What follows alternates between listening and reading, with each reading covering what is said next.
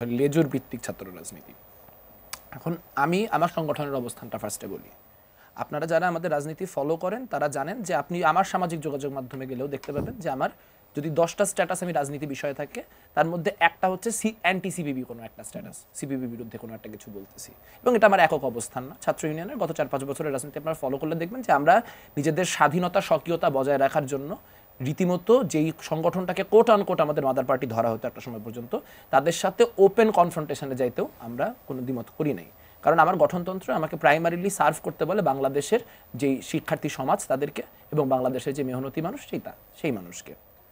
কাজে লেজুর ভিত্তিক ছাত্র রাজনীতির যে আদর্শিক বিরোধিতা, এই আদর্শিক বিরোধিতার প্রশ্নে আমি 100% একমত। কিন্তু প্রশ্ন হচ্ছে লেজুর ভিত্তিক ছাত্র রাজনীতি দিয়ে কি বোঝানো হচ্ছে। ধরেন আমি এই ধরনের টক শো দেখছি যেখানে ছাত্র শিবিরের কোনো একজন প্রতিনিধি এসে বিভিন্ন দলের গঠনতন্ত্র খুলে খুলে বলতেছেন যে অমুক দলের অমুক ইয়েতে আছে যে তারা হচ্ছে মূল দলের সাথে যোগাযোগ করতে হবে, অর্থাৎ সংগঠনটা লেজুর ভিত্তিক সংগঠন। এই আলোচনাটা তো অর্থহীন, কারণ আপনি মানে বাংলাদেশের 54 বছর হয়ে গেছে, এখনো 71-এর গণহত্যাকে ডিফেন্ড করার কাজ এই প্রজন্মের আমার সমবয়সী একটা মানুষকে করতে হচ্ছে।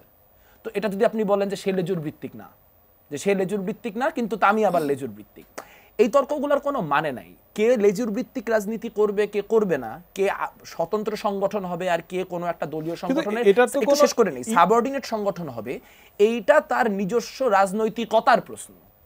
আমি চ্যালেঞ্জ করতে পারি তাকে, আমি ছাত্রদেরকে বলতে পারি যে হ্যাঁ আপনারা তাকে চুজ করেন না কারণ সে দলীয়তার কথা মেনটেন করে আজকে যে কাজগুলি ইউনুস করছে কালকে সে একই কাজগুলি তারেক জিয়া করলে তা আমি প্রতিবাদ করতে পারবে না, সেটা আমি পলিটিক্যালি করতে পারি। কিন্তু এটার উপর ভিত্তি করে তো আপনি তার রাজনৈতিক অধিকার নির্ধারণ করতে পারেন না। কারণ প্রশ্নটা কখনো লেজুর ভিত্তিকতার ছিল না। মূল সংকটটা যেটা বিশ্ববিদ্যালয়গুলিতে ছিল সেটি হচ্ছে আপনার যে আবাসন এবং আপনার যেই পড়াশোনা, এগুলির উপর নিয়ন্ত্রণ প্রতিষ্ঠা করতে পারতো সরকারি ছাত্র সংগঠনগুলি। কালার এক্সপার্ট, জর্জ স্যাপ এবং মাইল্ড অন হ্যান্ডস টেকনোলজি সমৃদ্ধ অরিক্স ক্রিস্টাল ওয়াশ আপনার লন্ড্রি এক্সপার্ট। কাজে উমামা যে কথা বলছিল সেই সমস্যাটার মূল জায়গাটা হচ্ছে কিভাবে এমন একটা কাঠামো প্রতিষ্ঠা করা যায় যাতে করে কোনো দিনই কোনো সরকার দলীয় ছাত্র সংগঠন আর বিশ্ববিদ্যালয়ের যে প্রশাসনিক কাঠামো এবং বিশ্ববিদ্যালয়ের যে আবাসন কাঠামো, সেই আবাসন কাঠামোর উপর নিয়ন্ত্রণ প্রতিষ্ঠা করতে পারবে না। এখন আপনি যদি 5ই আগস্টের পর দেখেন তাহলে আপনি দেখতে পাবেন এই ধরনের কোনো কিছু হয় নাই। যা হয়েছে সেটা হচ্ছে মাথা ব্যথা তাই মাথা কেটে ফেলার রাজনীতি, এবং এইটা যে কি পরিমাণ অনর্থক পপুলিস্ট এবং হাস্যকর কথাবার্তা। আচ্ছা ধরেন বাংলাদেশ গণতান্ত্রিক ছাত্র সংসদ, তারা প্রথমে 4 মাস বললেন তারা যতদিন বৈষম্য বিরোধী ছাত্র আন্দোলন ছিলেন তারাও এই তালে তাল দিয়ে গেলেন, বলতেছেন যে ছাত্র রাজনীতি বিলুপ্ত করে দেওয়া উচিত, ছাত্র রাজনীতি থাকা উচিত না। এবার উমামা যদি বলেন যে এখানে দোষগুলা ছাত্র সংগঠনগুলি, এটা খুবই আনফেয়ার, কারণ আমি তখন আমার এক্সিস্টেন্সের জন্য ফাইট করতেছি। আমি নিজে এই স্বৈরাচারী সরকারের আমলে আহত হয়েছি, আক্রান্ত হয়েছি, একবার মাইর খাই আবার ক্যাম্পাসে ফিরে আসছি। এখন আমাকে যদি প্রমাণ করতে হয় যে এই ছেলেটা তার 6 মাস আগ পর্যন্ত আওয়ামী লীগের মানে প্রভাব বলয়ের মধ্যে ছিল, তার কাছে যদি আমার প্রমাণ করতে হয় যে না ভাই আমাকে রাজনীতি করার সুযোগ দাও, আমি এই করছি, দ্যাট ইজ এক্সট্রিমলি ডিসরেসপেক্টফুল, অসম্ভব, এটা তো সম্ভব না। এবং ঢাকা বিশ্ববিদ্যালয়ের প্রশাসন কবে প্রথম ছাত্র সংগঠনগুলির সাথে বসছেন সেই আলাপটা করলে আমাদের অনেকগুলো জট পরিষ্কার হয়ে যাবে। যেদিন অরাজনৈতিকতার মধ্য দিয়ে ক্যাম্পাসে, মানে একটু শেষ করে নি কথাটা, অরাজনৈতিকতার মধ্য দিয়ে ক্যাম্পাসে এক ধরনের মানে ভালো পরিবেশ নিশ্চিত করা হবে, এই বুলি দেওয়ার পরে অরাজনৈতিক ঢাকা বিশ্ববিদ্যালয় ক্যাম্পাসে তোফাজ্জল হত্যা হয়ে গেল, তারপরের দিন প্রথম প্রশাসন বিশ্ববিদ্যালয়ের যে ছাত্র সংগঠনগুলি তার সাথে বসার যে প্র্যাকটিস শেয়ার শুরু করলো। আমরা তো একরকম বৈষম্য বিরোধী ছাত্র আন্দোলনকে নেতা মেনে নিছি, জুলাইয়ে তারা সামনে থাকছে আমরা পিছিয়ে দাঁড়াইছি। আমরা তো কোনোটা নিয়ে কোয়েশ্চেন করতে যাই নাই যে নাহিদ কেন থাকবে, অমুক কেন থাকবে, তমুক কেন থাকবে, এই কোয়েশ্চেন তো আমরা কেউ করতে যাই নাই। আমরা তাদের নেতৃত্ব মানছি, তাহলে তাদের নেতৃত্ব যেহেতু আমরা মানছি, কাজে তারা যেহেতু আমাদের নেতা, কাজে তাদের কাজ ছিল যে 5ই আগস্টের পর যেহেতু এই সংকটটা হবে বোঝাই যাচ্ছিল, তাহলে কিরকম ভাবে একটা ছাত্র রাজনীতির কাঠামো নির্মাণ করা যায় যে কাঠামো নির্মাণের মধ্য দিয়ে মানুষের রাজনৈতিক যে অধিকার সেই রাজনৈতিক অধিকারও বাস্তবায়িত হয়, আবার শিক্ষার্থীদের যে আবাসনের অধিকার, তার যে মানে সহজ কথা একটা ক্যাম্পাসে রাজনীতি করার অধিকার এবং রাজনীতি না করার অধিকার দুইটাই কিভাবে বাস্তবায়িত হইতে পারে সেইটার একটা কাঠামো নির্মাণ করা দরকার ছিল।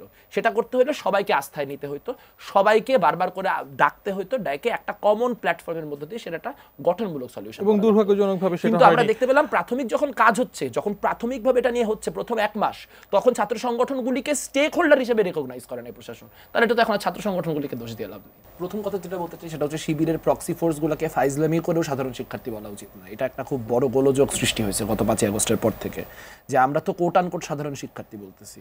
এবার এটার মধ্যে থেকে একটা অবস্থা তৈরি হতে পারে যে সাধারণ শিক্ষার্থী ভাবতে পারে যেখানে ছাত্রদল ছাত্র ইউনিয়নের নেতারা বসে সাধারণ শিক্ষার্থীদের নিয়ে খারাপ কথা বলতেছে কেন। সাধারণ শিক্ষার্থী বাংলা, যদি আমি ধরি যে 1000 ছেলেপেলে রাজনীতি করে, তাহলে 39,000 ছেলেপেলে সাধারণ শিক্ষার্থী। তা এই যে ছাত্র রাজনীতি নিষিদ্ধ করার যে মিছিল, এই মিছিল অনলাইন অফলাইন মিলায় সব মিলায় লোক খুঁজে পাওয়া যাবে 200-300, তাহলে বাকিরা সাধারণ শিক্ষার্থী না? সাধারণ শিক্ষার্থীদের অন্য 1000টা ক্রাইসিস আছে, তাদের শিক্ষার্থীদের রাজনীতি নিয়েও নানান রকম ক্রাইসিস আছে, নানান রকম আপত্তি দ্বিমত আছে। কিন্তু 5 আগস্টের পর যে অর্কেস্ট্রেটেড কাজটা করা হয়েছে সেটা রাজনৈতিক কারণেই করা হয়েছে। এখানে মুশকিলটা হচ্ছে যে গোটা দেশটা চলবে রাজনীতিতে, কিন্তু ঢাকা বিশ্ববিদ্যালয়ে রাজনীতি থাকবে না। তো ঢাকা বিশ্ববিদ্যালয় তো বিচ্ছিন্ন দ্বীপ না, ঢাকা বিশ্ববিদ্যালয় তো বাংলাদেশের একদম স্ম্যাক সেন্টারে, একদম ঢাকা শহরের মাঝখানে একটা জায়গা, তাহলে সেখানে রাজনীতি তো থাকবেই। যারা আমরা বুদ্ধিমান, আমাদের কাজ ছিল যে রাজনীতিটা কেমন হবে, যে গুপ্ত হবে না ব্যক্ত হবে। যদি গুপ্ত রাজনীতি হয় তাহলে সেটার উপর কোনো ধরনের কোনো জবাবদিহিতা লাগু করা যাচ্ছে না, যদি ব্যক্ত রাজনীতি হয় তাহলে সেটার উপর জবাবদিহিতা লাগু করা যাচ্ছে। কাজে আমাদের আকাঙ্ক্ষা হওয়ার কথা ছিল যে আমরা যত দ্রুত সম্ভব একটা মুক্ত রাজনীতি, একটা মানে ওপেন রাজনীতি আমরা চাই।